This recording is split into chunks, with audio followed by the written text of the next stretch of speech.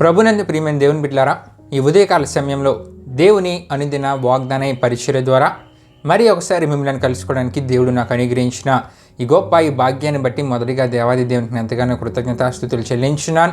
మరి ముఖ్యంగా ఈ అనుదిన వాగ్దాన పరిచర్యను వీక్షిస్తున్న ఆత్మీయులకు మీ అందరికీ ప్రభువైన యేసుక్రీస్తు నామములో శుభవందనాలు తెలియజేస్తున్నాను. దేవునికి స్తోత్రం. హల్లెలూయా, హల్లెలూయా.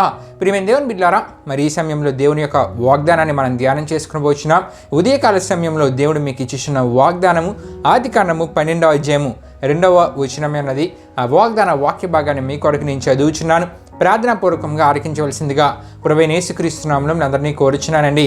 ఆదికాండము 12వ అధ్యాయము 2వ వచనంలో ఈ విధంగా రాయబడి ఉన్నది: నిన్ను గొప్ప జనముగా చేసి నిన్ను ఆశీర్వదించి నీ నామమును గొప్ప చేయుదును, నీవు ఆశీర్వాదముగా నుందువు. దేవునికి స్తోత్రం. హల్లెలూయా, హల్లెలూయా.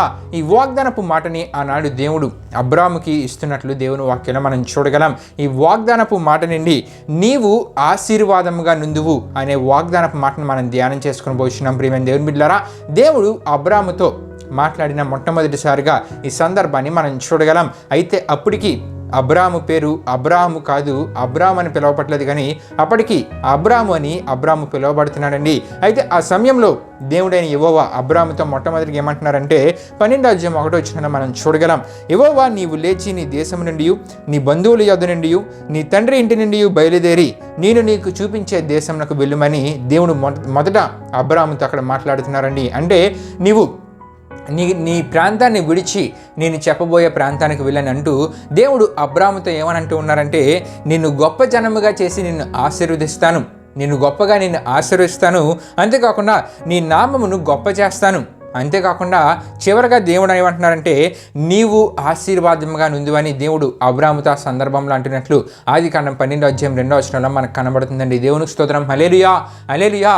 నీవు ఆశీర్వాదముగా నుందువు అంటే అబ్రాముని దేవుడు అబ్రాముతో ఉన్న వారందరికీ ఆశీర్వాదంగా ఉండేవానిగా దేవుడు అబ్రాముని దీవించబోతున్నారు, ఆశీర్వదించబోతున్నారని చెప్పి ఆ సందర్భంలో దేవుడు అబ్రాముతో మాట్లాడుతున్నారండి. ప్రియమైన దేవుని బిడ్డలారా, దేవుడు అక్కడ అబ్రాముతో ఏమంటూ ఉన్నారంటే, అబ్రాముని తనతో ఉన్న వారందరికీ ఆశీర్వాదంగా నుండేలా అబ్రాముని గొప్పగా దీవించి ఆశీర్వదిస్తాననే వాగ్దాన ఆశీర్వాదాన్ని దేవుడు అన్నాడు అబ్రాముకు దయచేస్తున్నారండి. నిజమే ప్రియమైన దేవుని బిడ్డలారా, ఇది నాలుగు క్రైస్తవులైన మనల్ని దేవుడు ఇటువంటి గొప్ప వాగ్దానంతో మనల్ని ముందుకు నడిపిస్తున్నాడు. ఏమని అంటున్నారంటే, మనతో ఉన్న వారికి ఆశీర్వాదంగా నుంచే దేవుడు అండి.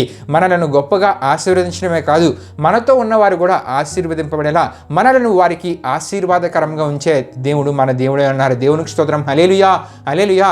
నిజమే ప్రియమైన దేవుని బిడ్డలారా, మన యొక్క ఆత్మీయత బట్టి మనలను దేవుడు ఆశీర్వదించడమే కాదు, మనతో ఉన్నవారు కూడా మన బట్టి ఆశీర్వాదాలు పొందేలా దేవుడు కార్యాన్ని చేయగలరండి. కానీ దినాల్లో చాలామంది ఆత్మీయత ఎలాగుంటుందంటే, వారు పాపంలో ఉండటం ద్వారా వారి మీదకి దేవుని కోపం వస్తుంది, వారితో ఉన్నవారి మీదకి కూడా దేవుని యొక్క కోపం వస్తూ ఉంటుంది. కానీ ప్రియమైన దేవుని బిడ్డలారా, దేవుని వాక్యంలో మనం చూడగలం, నీవు దేవుడు కోరే ఆత్మీయత కలిగి ఉంటే కనుక దేవుడు నిన్ను ఆశీర్వదించడమే కాదు, నీతో ఉన్నవారిని కూడా దేవుడు ఆశీర్వదించే దేవుడై అన్నారు. అంటే నిన్ను వారికి ఆశీర్వాదకరంగా ఉంచు దేవుడై అన్నారండి. దేవునికి స్తోత్రం. హల్లెలూయా, హల్లెలూయా. నిజమే ప్రియమైన దేవుని బిడ్డలారా, దేవుని వాక్యంలో మనం చూసుకుంటే యాకోబు మనకు కనబడుతూ ఉంటారు. యాకోబుని మనం చూడగలం. రాహేలు యోసేపునకు జన్మనిచ్చిన తర్వాత యాకోబుకి ఏమనుకుంటారంటే, అప్పుడు వారు లాబాను దగ్గర ఉంటూ ఉంటారండి. అప్పుడు యాకోబు ఏమనుకుంటారంటే, ఇంకా ప్రాంతాన్ని విడిచి తన దేశానికి వెళ్ళిపోదని చెప్పి యాకోబు ఒక నిర్ణయం తీసుకుంటాడు. ఆ సందర్భంలో యాకోబు లాబాను దగ్గరికి వెళ్ళి యాకోబు ఈ విషయాలన్నీ తెలియజేస్తాడు. నేను నా కుటుంబం అంతా మరలా నా దేశానికి వెళ్ళిపోదామని అనుకుంటూ ఉన్నానని చెప్పి యాకోబు లాబానికి తెలియజేస్తాడు. ఈ విషయం మనకి ఆదికాండం 30వ అధ్యాయంలో మనకు కనబడుతుంది. అయితే ఆ సందర్భంలో లాబాను ఒక మాట అంటూ ఉంటాడు.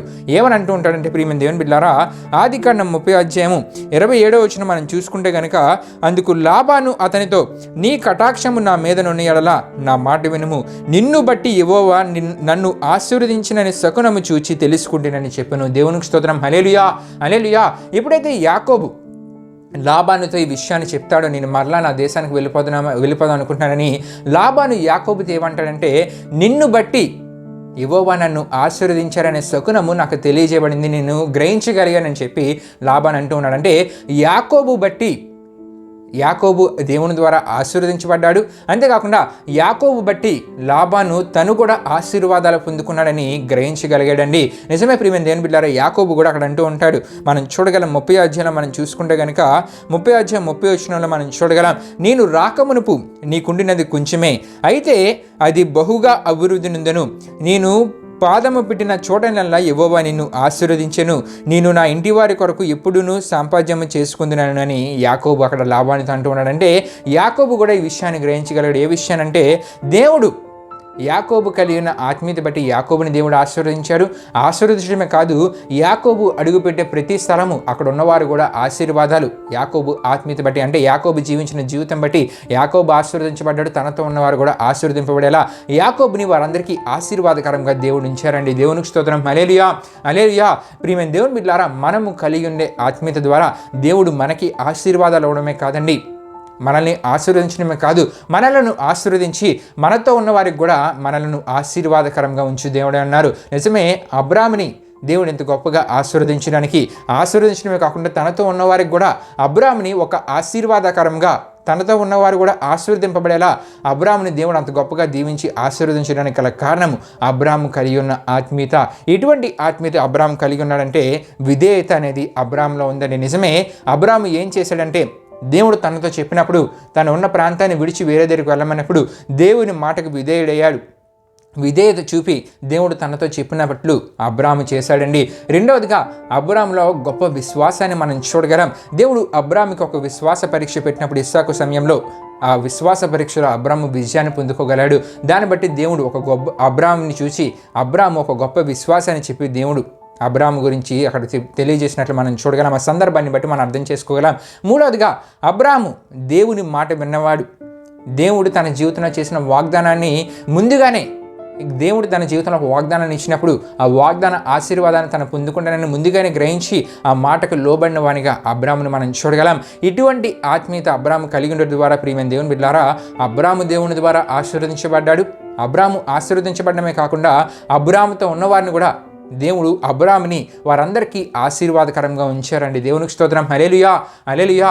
కాబట్టి ప్రియమైన దేవుని బిడ్డలారా, మనము దేవుడు ఎటువంటి ఆత్మీయత మన నుండి కోరుతున్నారో అటువంటి ఆత్మీయత కలిగి మనము ఆశీర్వాదాలు దేవుని దగ్గర నుండి పొందుకోవడమే కాకుండా మనతో ఉన్నవారు కూడా మనలను దేవుడు వారికి ఆశీర్వాదకరంగా ఉంచి దేవుడని వాక్యం ద్వారా మనం తెలుసుకున్నాం. కాబట్టి మన ఆత్మీయత బట్టి మన జీవితాల ఆశీర్వాదాలు పొందుకుంటూ మన బట్టి దేవుడు మనతో ఉన్నవారు, మన కుటుంబ సభ్యులు అవచ్చు, మన స్నేహితులు అవచ్చు, వారందరూ కూడా ఆశీర్వదించబడేలా దేవుడు మనలను ఆశీర్వదించే దేవుడు అన్నారు. కాబట్టి దేవుడు కోరే ఆత్మీయత కలిగి ఉందాం.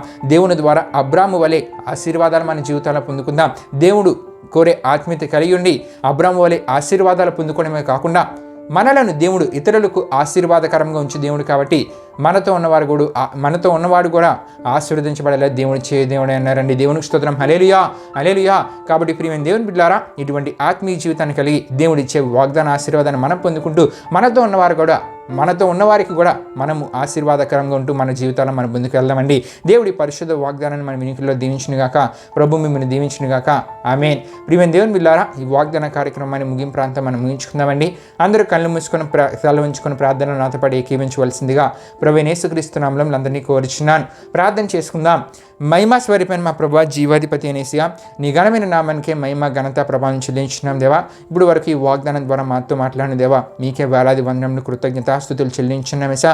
అబ్రాము కలిగి ఉన్న ఆత్మీయత ద్వారా అబ్రాము తన జీవితాల్లో ఆశీర్వాదాలు పొందుకోవడమే కాకుండా తనతో ఉన్నవారికి కూడా దేవుడు తనను ఆశీర్వాదకరంగా ఉంచినట్లు ఈ వాగ్దానం ద్వారా మాతో మాట్లాడిన దేవా. ఈ వాగ్దానాన్ని విన్న ప్రతి ఒక్కరు నీవు కోరే ఒక మంచి ఆత్మీయ జీవితాన్ని వారి జీవితాల్లో కలిగి వారి జీవితాల్లో ఆశీర్వాదాలు పొందుకోవడమే కాకుండా వారిని బట్టి వారితో ఉన్నవారు కూడా నీ ఆశీర్వాదాలు వారి జీవితాలు పొందుకునేలా అటువంటి గొప్ప ఆత్మీయత కలిగి వారి జీవితాల్లో వారు ముందుకెళ్ళాలని మీరు కార్యం జరిగించండి.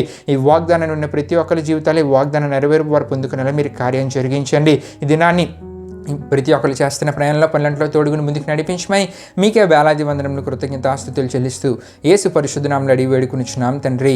ఆమేన్. యేసు రక్తమే జయం, ప్రవేశ రక్తమే జయం, ప్రవేశ రక్తం సంపూర్ణమైన విజయం, అపవాది క్రియలకు అనంత నాశనం కలుగునుగాక. ఆమేన్.